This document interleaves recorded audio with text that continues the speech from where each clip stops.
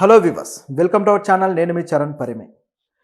జగన్ని అడ్డంగా ఇరికించిన ఒక ఐపీఎస్ ఆఫీసర్ ఏ విధంగా ఇరికించాడంటే, ఏకంగా జగన్కి బహిరంగ లేఖ రాసి, జగన్కనే కాదు ప్రజలకే బహిరంగ లేఖ రాసి ప్రభుత్వానికి ప్రజలకు ముందు ఉంచాడు. సో దాంతో ఇప్పటిదాకా జరిగిన అనేక విషయాల్లో ఆయన క్లారిటీ అయితే ఇచ్చే ప్రయత్నం చేశారు. ఇందులో ముఖ్యంగా ఏంటంటే, ఏదైతే ముంబైకి సంబంధించిన కేసు ఉందో, జత్వానీ కేసు, ఆ కేసుకు సంబంధించి అనేక విషయాలు బయటపెట్టాడు.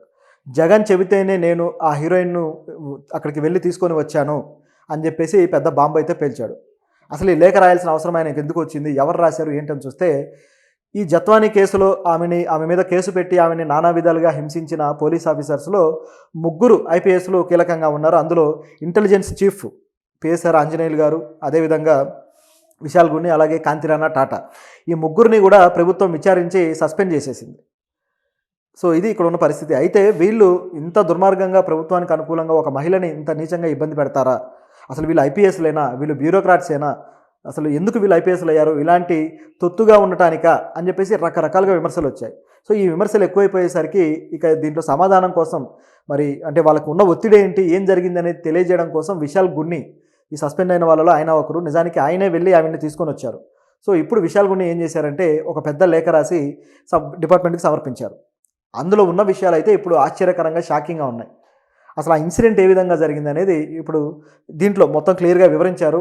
చెప్పాలంటే అది వకీల్ సాబ్ సినిమాలో ఏ విధంగా అయితే జరుగుతుందో, ఒక పోలీస్ ఆఫీసర్ పరిగెత్తుకుంటూ పోయి ఒక ఆఫీసర్ ఉంటుంది, ఆవిడ నేను వెంటనే ఇన్సిడెంట్ జరగగానే వెళ్ళి వాళ్ళని కలెక్ట్ చేసుకున్నాను అది ఇది అని చెప్పేసి అంటుంది. ఆ మహిళల మీద ఆరోపణలు వచ్చినప్పుడు ఆ సినిమాలో సూపర్ ఉమెన్ అని చెప్పేసి ఆయన స్టైల్ ఆఫ్ మేనరిజంలో ఆ డైలాగ్ బాగా పాపులర్ చేశాడు. ఎగ్జాక్ట్గా అదే తరహాలో ఇక్కడ కేసు నమోదవ్వక తొలికే డైరెక్ట్గా అక్కడికి వెళ్ళిపోయి చక్క ఆమెను అరెస్ట్ చేసి తీసుకుని వచ్చేశారు. ఇది ఇక్కడ జరిగిన సంఘటన. అయితే దీని వెనకాల ఎవరున్నారు, ఏ విధంగా జరిగింది, అంత ప్లాన్డ్గా సినిమాటిక్గా ఎవరు చేశారని గమనించి చూస్తే భలే ట్విస్టులు అనమాట.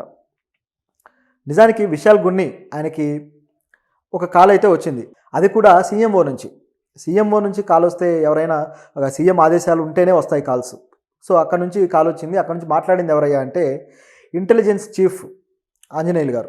సో ఆయన ఒక ప్రతిపాదన చేశాడు, మీరు వెళ్ళి ఒక వ్యక్తిని అరెస్ట్ చేసి తీసుకురావాలి, ఆ వ్యక్తి మీద కేసు నమోదు చేయాలి అని చెప్పేసి, ఆ జత్వానీ మీద ఏ కేసు అయితే నమోదు చేయాలో దానికి సంబంధించిన ప్లాన్ అంతా కూడా ఆయనకు వివరించాడు. అది కూడా లిఖితపూర్వకంగా ఇచ్చారట, ఈ విధంగా చేయాలి అని చెప్పేసి. సరే అని చెప్పి అనుకున్నారు. తర్వాత ఆయన ఆఫీస్కి వెళ్ళి కలవడం జరిగింది. కలిసిన తర్వాత ఎట్లా ప్రాసెస్ మొదలు పెట్టాలి అని చెప్పేసి అక్కడ డెసిషన్ జరిగింది. ఇది ఆయన జనవరి 31వ తారీఖు చెప్పాడు ఈ విధంగా. అప్పటికి కేసు నమోదు కాలేదు. కానీ అలా చెప్పిన తర్వాత 2 రోజులకి ఫిబ్రవరి 2వ తారీఖు కేసు నమోదైంది. కుక్కల విద్యాసాగర్ అనే వ్యక్తి ఆ విజయవాడలో ఆ కేసు అయితే పెట్టడం జరిగింది. అంటే కేసు లేకుండానే వ్యక్తిని అరెస్ట్ చేయాలనే ప్లాన్ సీఎంఓ నుంచి ఉందంటే ఇది ఎంత పెద్ద కుట్ర అనే దానికి ఇది ఒక పెద్ద ఎగ్జాంపుల్. ఎవరైనా కేసు వేసిన తర్వాత ఆ వ్యక్తి ఎవరైనా దర్యాప్తు చేసి అరెస్ట్ చేస్తారు. ఇక్కడ అలా లేదు, ముందుగా అరెస్టు తర్వాత కేసు, అట్లా ఉంది. సో చెప్పిన తర్వాత ఈ వ్యక్తి ఇమీడియట్గా వెళ్ళి ఆయన్ని కలెక్ట్ చేసుకోవాలి. అయితే కేసు పెట్టాలి కదా, కేసు పెట్టే రోజు వరకు ఆగారు.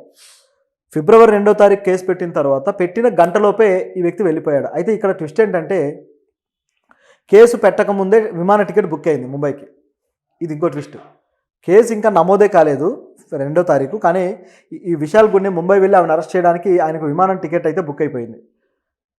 ఆ తర్వాత కేసు పెట్టారు. ఇమీడియట్గా గంటలోపే అక్కడికి వెళ్ళిపోయి తనతో పాటు మరి కొంతమంది ఆఫీసర్లను తీసుకొని వెళ్ళాడు. ఒక సిఐని, మరో 2 కానిస్టేబుల్, మొత్తం ముగ్గురిని తీసుకొని ఆయన వెళ్ళడం జరిగింది. పొద్దున 6:30 కేసు నమోదైతే ఆయన గంటలోపే 7:30 కల్లా బయలుదేరాడు.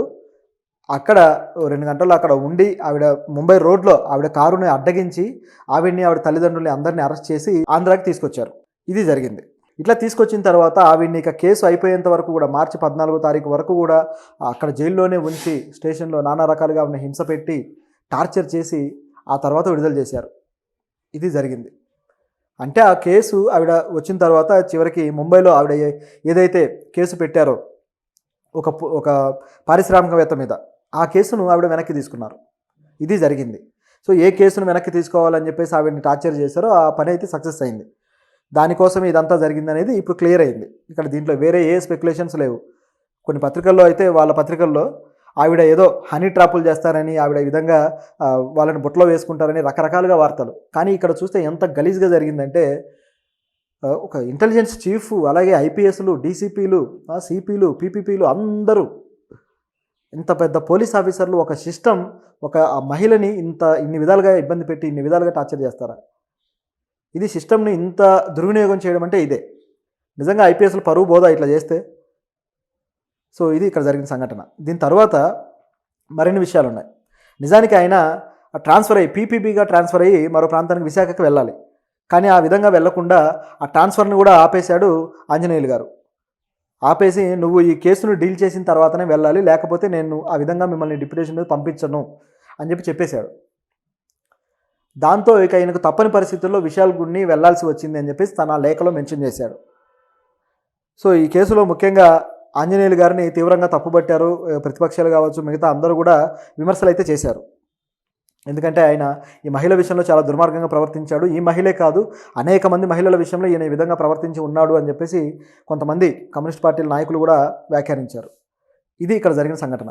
అయితే ఇందులో ఈ ఫోర్జరీ డాక్యుమెంట్స్ ఏవైతే ఉన్నాయో, కుక్కల విద్యాసాగర్ కేసు పెట్టింది తన భూమి 5 ఎకరాలు ఆవిడ విక్రయించడానికి చూశారని రకరకాలుగా పెట్టారు.